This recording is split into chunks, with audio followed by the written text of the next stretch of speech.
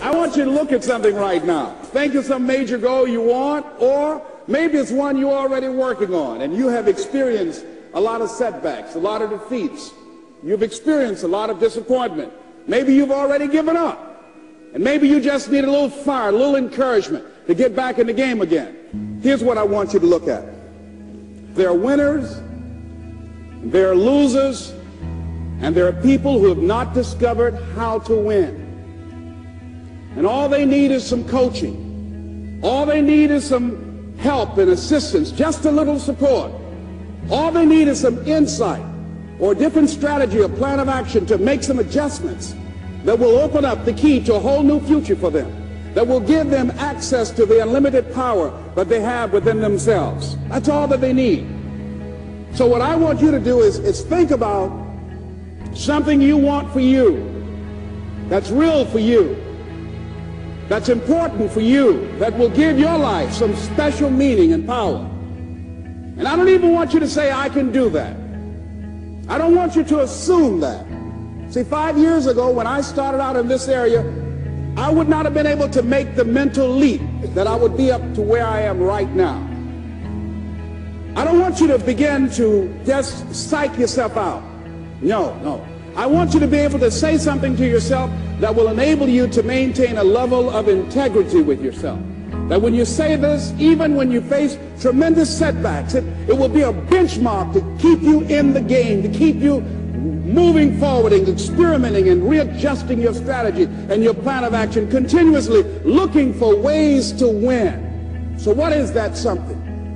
When you got an idea you want to move on, you might not have the money, you might not have the education, you might not have the support or the resources you need. What is that something that can keep us going, that will enable us to act on our dream? What's one of those keys that will begin to help us to discover the secrets to our dream? Here's what I want you to repeat after me, please, with power and conviction. Say, it's possible. That's all I want you to do when you look at your dream. Just say to yourself every day, it's possible. Just say that every day to yourself, it's possible. Because what does that do? See, it begins to change your belief system. See, the way in which we operate, ladies and gentlemen, it's a manifestation of what we believe, what's possible for us. Whatever you've done up to this point, all that it really is a duplication, it's a reproduction of what you believe subconsciously that you deserve and what's possible for your life. Most people operate out of their personal history, out of their memory, things they've done, things they've experienced, things they've seen, things that they have observed. What I'm suggesting that you operate out of a larger vision of yourself. I want you to see yourself doing what you want to do, experiencing what you want to experience, having what you want to have, doing what it is that gives your life some meaning and value. Operate out of your imagination, not your memory. Because whenever you look at where you want to go, I'm wanting to warn you, you will have some conversation back here after you go through the data that you've experienced in life saying you can't do it. And so what you want to begin to do is ignore that inner conversation. Well, most people, ladies and gentlemen, when something happens to them, what they do is they begin to believe that that's the way it is. That's the way it's always been. And they can't see the possibility of it being any different. Example. Before April 1954, the common belief, the universal belief, because it had been tried again and again and again and people had failed, the belief was that man was not physically capable of breaking the 4-minute barrier, that he could not run a mile in less than 4 minutes. That was the belief on the planet. It had never been done. But here's what happened, ladies and gentlemen. Roger Bannister came along, and he broke the 4-minute barrier. Now here's what's significant about that. Since that time, up to this day, over 20,000 people have done it, including high school kids. What changed? 20,000 people, what changed? Here's what happened when they got on the track. They knew it had been done. And because they knew it had been done, there was a new belief about this barrier. about this goal that was unreachable. And those 20,000 people got in a race believing, knowing in their heart that someone had done it, that it's possible that they could do it. And I'm saying that if you know anybody that had some goal, some dream, something they wanted to do, and they did it, then I'm saying that you know in your heart that if someone has done it, then you can do it. It's possible. And that if someone can make their dream become a reality, that it's possible that you can make your dream become reality. And so as you begin to look at where you want to go, beginning to embrace that, it's possible. I'm blessed and highly favored. I've got a lot going for me. I got some good stuff in me. And it's possible that I can bring my greatness out here in the universe. That I can do what I want to do. It's possible I can write my own book. I can have my own business. I can take the trip and travel around the world. It's possible.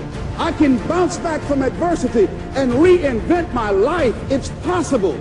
Regardless of where I am, that things can get better for me. It's possible.